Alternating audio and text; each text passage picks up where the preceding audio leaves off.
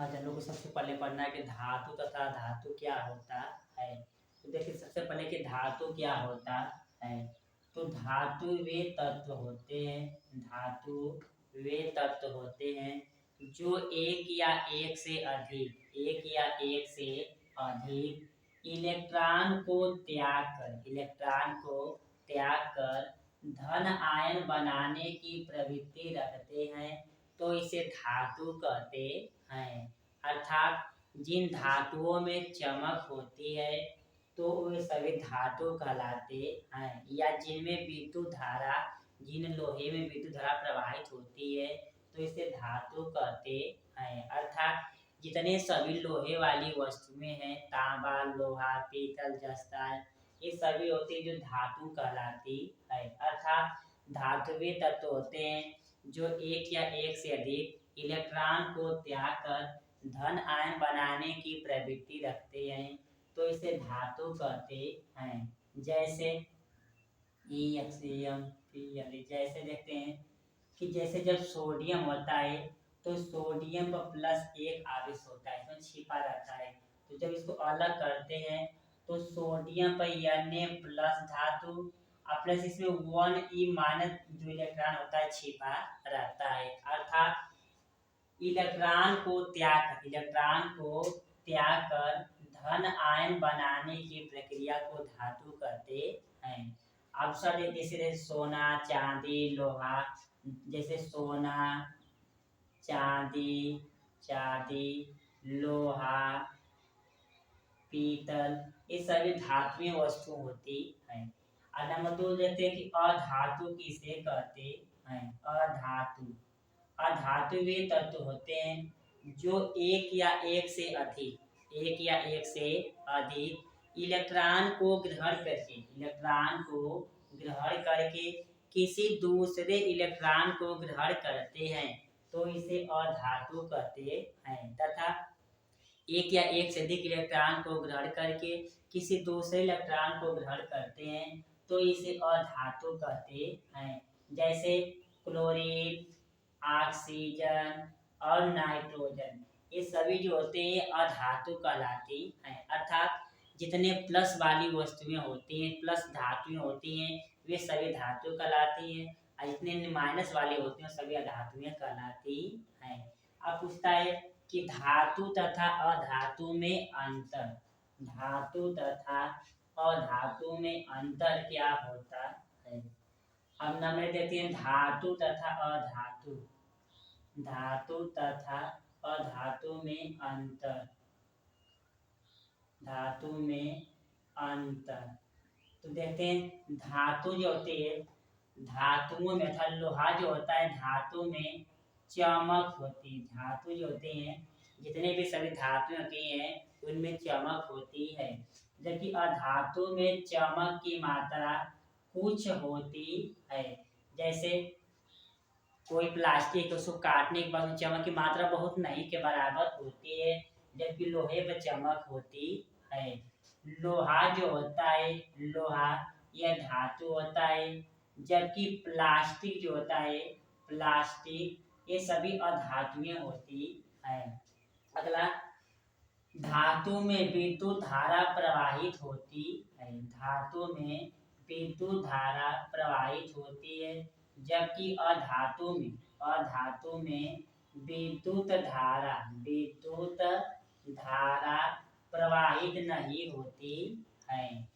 अब जो धातुएं होती हैं इनमें जो धातु को पीटने के बाद इसमें ध्वनि उत्पन्न होती है। धातु के पीटने के बाद ध्वनि उत्पन्न होती है, जबकि अधातु के पीटने के बाद कुछ ध्वनि उत्पन्न होती है। अर्थात कह सकते हैं कि धातु में चमक होती है, धातु में कुछ चमक होती है।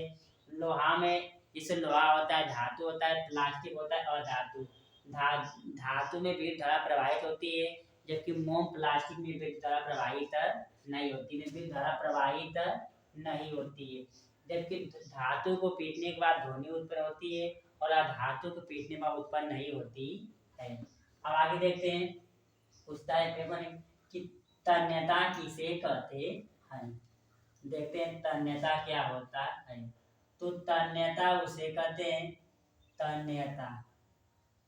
जब किसी धातु को खींचकर या पीटकर या जब किसी धातु को खींचकर एक महीन पतली चादर के रूप में एक महीन पतली तार के रूप में बनाते हैं तो इसे तन्यता कहते हैं। अर्थात जब किसी धातु को खींचकर महीन पतली तार बनाते हैं तो इसे तन्यता कहते हैं। जैसे जितने घर में सभी वायरिंग होती है, तार होती हैं, वे सभी तन्यता कहलाती हैं। जैसे एल्युमिनियम का तार, जैसे एल्युमिनियम का तार, पीतल का तार, कॉपर इत्यादि जितने सभी तार वाली वस्तु होती हैं, ये सभी जो होती हैं, ये जो सभी होती हैं, ये सभी तन्यता कहलाती हैं। अब दूसरा पूछता है कि आघात वर्धनीयता किसे कहते हैं? आघात वर्धनीयता, आघात वर्धनीयता अर्थात जब किसी धातु को पीट कर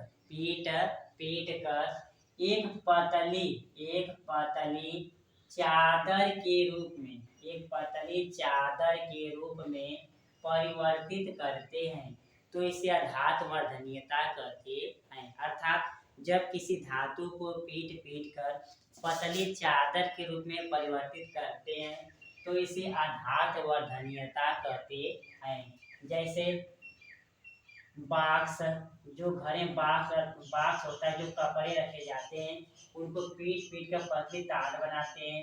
तांबा, जितने सभी वस्तुएं होती हैं जिनको पीट कर पतली चादर में बनाते हैं उसे आघात वर्धनीयता कहते हैं। अब अगला देखते दूसरा पूछता है पेपर में कि विद्युत रासायनिक श्रेणी किसे कहते हैं? बार बताता है, विद्युत रासायनिक श्रेणी किसे कहते हैं? तो जब किसी धातु को जब किसी धातु को घटते या बढ़ते क्रम में रखने पर एक निश्चित श्रेणी प्राप्त होती है तो इसे विद्युत रासायनिक श्रेणी कहते हैं। अर्थात जब कोई धातु है, चाहे इसको बढ़ते हुए क्रम में लिखते हैं या इसको घटते हुए क्रम में लिखते हैं, तो लिखने की क्रिया को विद्युत रासायनिक श्रेणी कहते हैं। अर्थात किसी भी धातु को घटते या बढ़ते क्रम में रखने पर एक निश्चित श्रेणी या एक निश्चित मान प्राप्त होता है, इसे विद्युत रासायनिक श्रेणी कहते हैं। अब आगे पूछता है कि उपधातु किसे कहते हैं? उपधातु किसे कहते हैं? उपधातु वे धातु होते हैं जिनमें धातु तथा अधातु दोनों प्रकार के गुण पाए जाते हैं। जिनमें दोनों प्रकार के गुण पाए जाते हैं तो इन्हें हम लोग उपधातु कहते हैं। अर्थात जिन धातुओं में धातु तथा अधातु दोनों प्रकार के गुण पाए जाते हैं तो इन्हें उपधातु कहते हैं। जैसे आर्सेनिक, एंटीमनी, ये सभी जो होती हैं उपधातुएं कहलाती हैं। अर्थात जिनमें धातु तथा धातु दोनों प्रकार के गुण पाए जाते हैं तो इन्हें उपधातु कहते हैं। अर्थात जैसे आर्सेनिक, एंटीमनी, ये जितने सभी वस्तुएं होती हैं ये सभी होती हैं, इन्हें उपधातु कहते हैं। अब पूछता है पेपर में कि चालक किससे कहते हैं? अचालक और जिनमें विद्युत धारा प्रवाहित होती है इसे विद्युत चालक कहते हैं। जिन्हें विद्युत धारा प्रवाहित न होती इसे अचालक कहते हैं। अब वाला पूछता है पेपर में कि धातुओं का निष्कर्षण, धातुओं का निष्कर्षण किसे कहते हैं?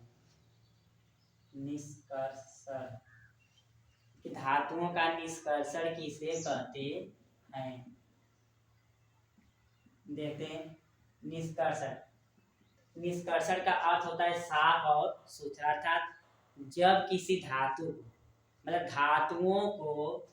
धातुओं को शुद्ध करने की क्रिया को, धातुओं को शुद्ध करने की क्रिया को धातुओं का निष्कर्षण कहते हैं। अर्थात कुछ पृथ्वी पर ऐसे धातुएं पाई जाती हैं जिनमें कंकड़, पत्थर, मिट्टी इत्यादि पाए जाते हैं।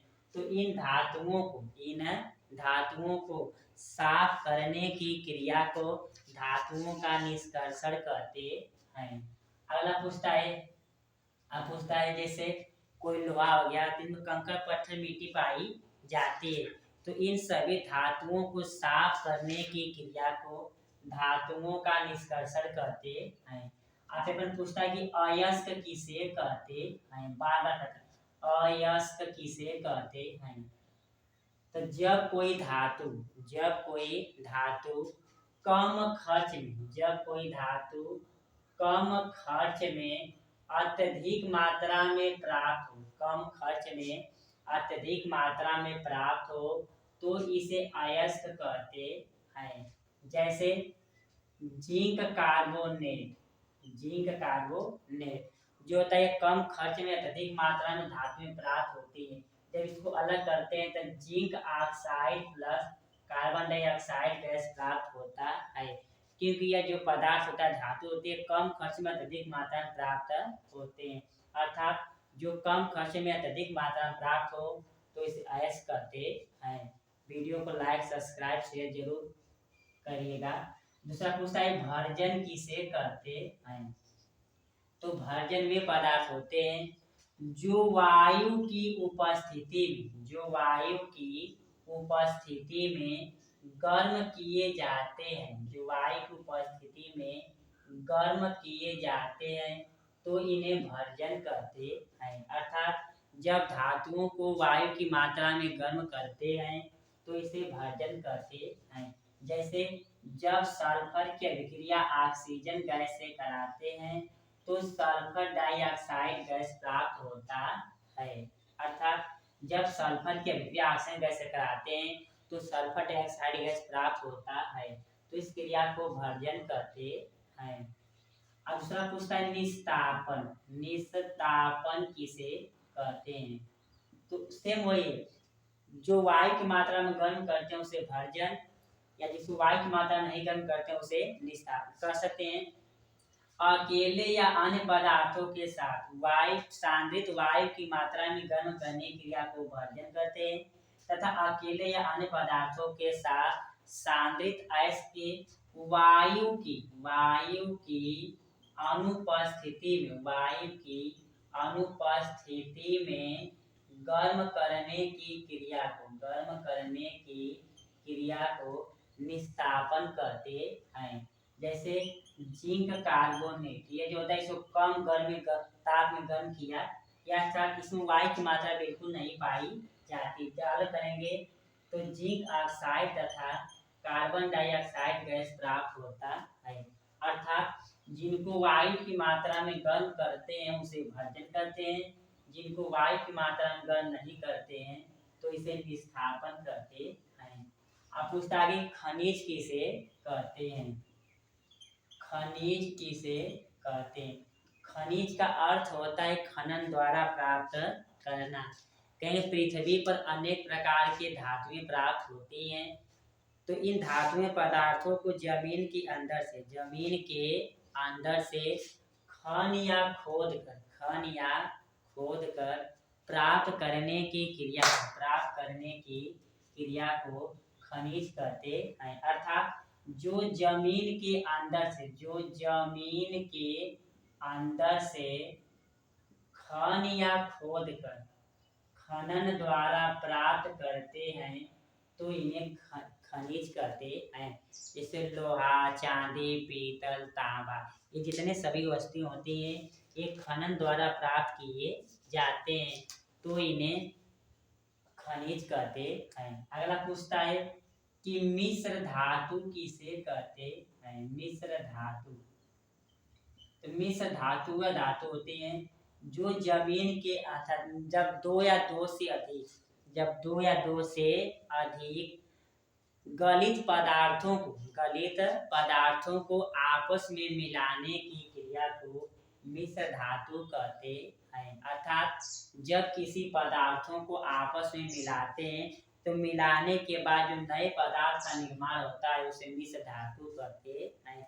अर्थात एक या एक से अधिक पदार्थों को आपस में मिलाने के बाद एक निश्चित मात्रा जो प्राप्त होती है तो इसे मिश्र धातु कहते हैं। या किसी पदार्थ को मिलाने की क्रिया को मिश्र धातु कहते हैं। मिलाने क्रिया को मिश्र धातु कहते हैं। अब पेपर अगला पूछता है कि शुद्ध सोना किसे कहते हैं। शुद्ध सोना या 24 कैरेट सोना किसे कहते हैं। या 24 कैरेट सोना, तो पृथ्वी पर जो धातु या जो सोने पाए जाते हैं, शुद्ध सोना जो होता है काफी नर्म और मुलायम होता है। इसकी मजबूतता को बढ़ाने के लिए, सोने की मजबूतता को बढ़ाने के लिए 2% कापर या तांबा की मात्रा मिलाते हैं, जिंक की मात्रा मिलाते हैं, कापर या तांबा की मात्रा मिलाते हैं तथा 22% शुद्ध सोना को आपस में मिलाते हैं। तो इसलिए मिलाते हैं 2% के, काफी सोना जो होता है नरम और मुलायम होता है, उसकी मजबूतता को बढ़ाने के लिए 2% तांबा या कापर की मात्रा मिलाते हैं। तो मिलने के बाद 24 कैरेट सोना का निर्माण होता है। तो इस क्रिया को 24 कैरेट सोना कहते हैं। क्योंकि सोना काफी नरम होता है, इसकी मजबूती बढ़ाने के लिए 2% कापर या एल्युमिनियम की मात्रा मिलाते 24 कैरेट सोना कहते हैं। अब पेपर पूछता है कि संक्षारण किसे कहते हैं और विकृत गंधिता। तो संक्षारण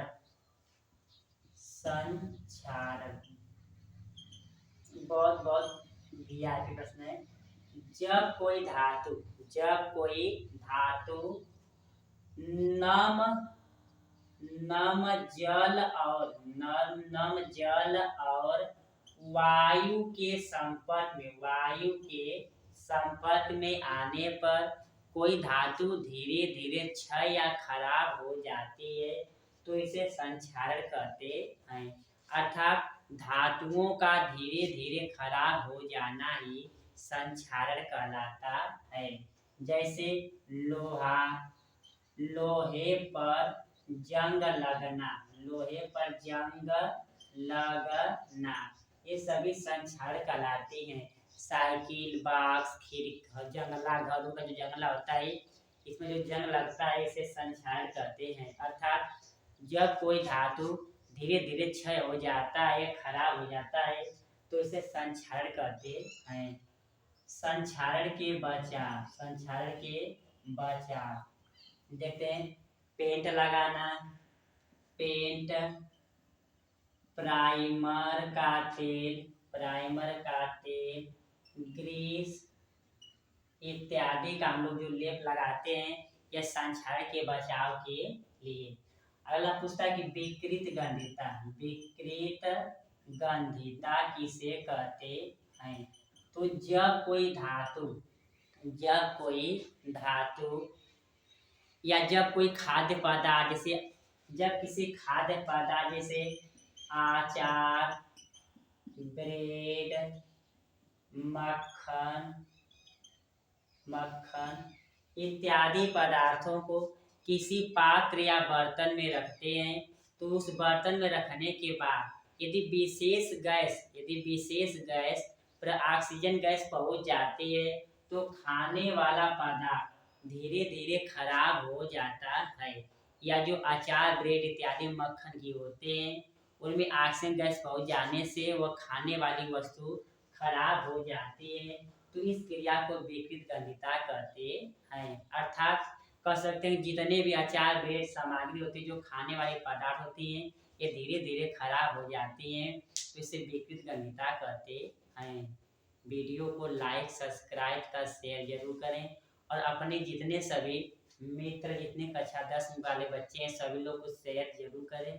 धन्यवाद। कक्षा 10 के लिए धन्यवाद।